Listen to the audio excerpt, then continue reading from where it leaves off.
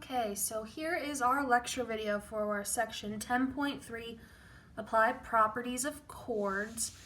And just as a little reminder, back to our definitions we did at the beginning of a chapter, a chord is a segment with the endpoints on a circle. So it's just a segment inside the circle. A few facts to remind ourselves is any chord divides the circle into two arcs. So any chord we have, any segment inside this circle is going to divide the circle into two different arcs. The diameter, which is a very specific chord that goes through the center of the circle, divides a circle into two semicircles, two perfect half circles. And any other chord just divides a circle into a minor arc, which we know is smaller than 180 degrees, and a major arc, which we know is greater than 180 degrees, and we can see here in this picture. So those are just a few reminders before we get into what this section is all about. We're going to start here with our first theorem of the section. And it's just like a theorem about chords, and it tells us that in the same circle or in congruent circles, two minor arcs are congruent if their corresponding chords are congruent.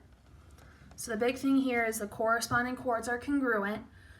So if we have congruent circles or we're just in the same circle like we see over here, if these segments, these chords are congruent, these arcs, so the arc from A to B and the arc from C to D, are also congruent. So moving on to our first example. So in the diagram, circle P is congruent to circle Q. We can see that, just as a reminder, these radii are congruent. So we know that those circles are congruent. And they tell us that FG is congruent to JK. So we have two congruent chords, and the measure of arc JK, so this arc right here, is 80 degrees, and they want us to find the measure of arc FG. Well, our last theorem told us that if we have two congruent chords, we have two congruent arcs. Well, since FG and JK are congruent,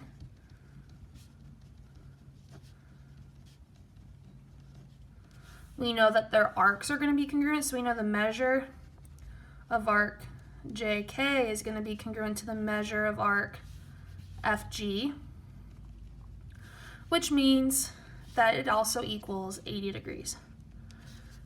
So that's just using that theorem to say, okay, we have two congruent circles, two congruent chords, which means we have two congruent arcs. So why don't you guys go ahead and try one example like this on your own. Just got one little problem here. Pause the video and try this one on your own. Okay, so looking at this example here, if the measure of arc AB is 110 degrees, so here's arc AB right here, and they tell us it's 110 degrees, find the measure of arc BC. So what we are looking for is the measure of this arc right here. So just the part of the circle, that arc right there. And it's the same circle, so we're looking at that chord right here and this chord right here, and they tell us that they're both 9, which means we're in the same circle. We have two congruent chords, which means we have two congruent arcs, which means this is also going to be 110 degrees. And we'll keep a lot of the questions when it comes to this very basic, like this one right here. So keep moving forward.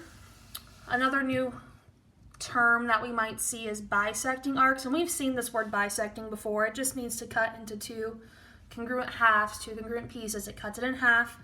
And if arc XY is congruent to arc YZ, so we're looking at our picture over here, this small portion of the arc XY is congruent to YZ, then point Y and any line, segment, or ray that contains point Y, so this point right here, any radius, diameter, chord that goes through that point, we say bisects arc XYZ. And it just cuts it in half.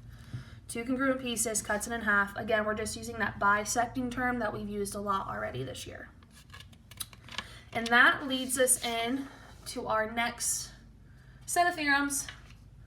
Our first one here, if one chord is a perpendicular bisector. So perpendicular bisector, just a little refresher, perpendicular means 90 degrees. Bisector means cuts in half of another chord, then the first chord is a diameter. And our second theorem, before I kind of get into explaining, is if a diameter of a circle is perpendicular to a chord, then the diameter bisects the chord and its arc. And this is just the converse of the first theorem. So basically, if we have a chord that's bisected at a 90-degree angle, so we see that it's bisected and it intersects at a 90-degree angle, we can say that this chord right here, QS, is going to be the diameter.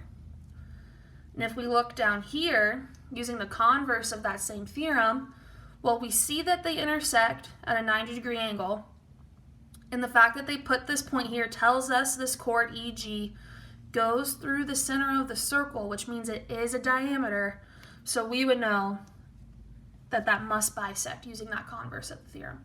So again, it's splitting it into two congruent pieces. Pieces of the chord are going to be equal to each other. So this example is kind of more of a complex thinking about it example. We're not going to see a bunch of these on our own, but let's think about it. We are gardening and we have 3 bushes arranged as shown. Where should you place a sprinkler so that it is the same distance from each bush? Circles like to use the same distance from everything because that's what a lot of properties of the circle give us. So to start, I'm just going to kind of redraw our picture over here, and I'm going to label these bushes A, B, and C. But I'm just going to do it over here so we can kind of see the drawing a little bit better. Here's bush A, bush B, bush C, something like that. And I'm going to go ahead and connect them all with a segment to start. And being that we're talking about perpendicular bisectors, I'm going to go ahead and draw the perpendicular bisector the best I can to both of these segments I just drew in. So I'm going to take my ruler and we can kind of eyeball it a little bit. Just kind of find the middle of your segment, eyeball it, try to draw on a line that's 90-degree angle, and we know we drew in the perpendicular bisector, so I know that those two pieces are also congruent. I'm going to do the same thing over here for this other segment, kind of find the middle, go at a 90-degree angle, and I know I split it into 2 congruent pieces. So all I did was draw in the perpendicular bisectors. And by doing that, in the theorem we just said, if we treat these as chords, the pink lines here that connected the bushes, since they are perpendicular to this intersecting line right here and they cut in half, that lets me know that the purple lines I just drew in are actually the diameter of a circle containing all of these points. So if we think about it, there's this circle that goes around these bushes like so, and I just drew the diameter in with those purple lines. Yes, it's a rough drawing, but that's okay. And they want us to find where should we put the sprinkler so that it's the same distance from each bush. Well, if these are the diameter, or these are both the diameter of the circle, that means where they intersect is the center of the circle, which means that intersection point is where it's going to be equal distance. Now that's just really diving deep into that theorem that we're talking about. Again, I'm not expecting you guys to be able to draw a picture like this and explain that all on your own. That's more of like, let's think about it type of idea. And the examples that you are going to see more of with this theorem look something like this.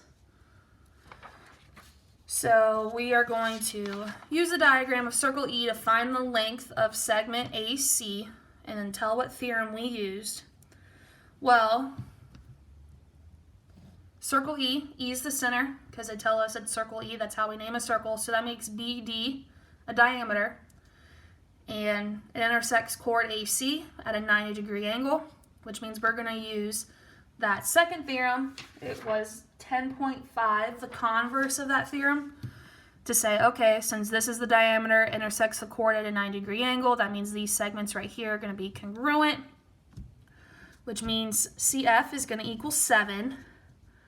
And if we use our segment addition here, since we want AC, we would just do 7 plus 7 to get that the whole segment is 14. And again, that is using the converse of that theorem we were just talking about.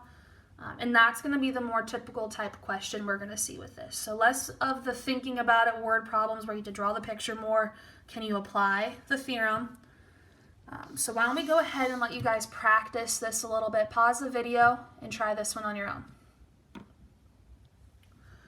Okay, so we are going to find the measure of the indicated arc in the diagram. So to start here, I see that this is a 90-degree angle intersecting a diameter because it goes through the center. So I know that these pieces right here are going to be congruent. So if I want to find the length or the measure of arc CD, well, if these pieces right here are congruent, that means these arcs also have to be congruent. So I know that 9x equals 80 minus x. So since these pieces are here congruent, that means those arcs are also congruent. So I can set up this equation right here to solve. So I can add my x over to get 10x equals 80, divide by 10 to get x equals 8. And that's not what it's asking for. It wants specifically arc CD. So I can just plug it back into there and get 9 times 8 equals 72 degrees. And then moving on, that makes my life a lot easier moving on to finding the measure of arc DE, because I know, again, it's congruent. That's how I set that up.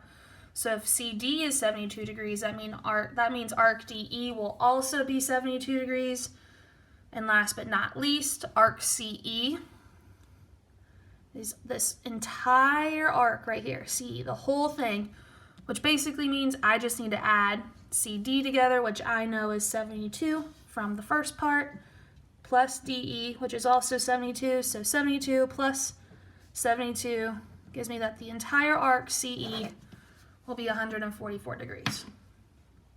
And again, these are your more common type of problems you're going to see. More straightforward, more just set up something and solve.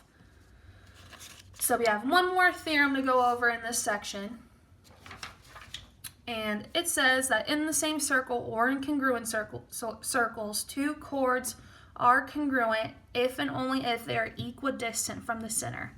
Again, equidistance means congruent pieces. So again, things are congruent and two chords are congruent if and only if they're equal distance from the center. So looking at this picture right here, the chords we're talking about, are they congruent, would be chord AB and chord CD.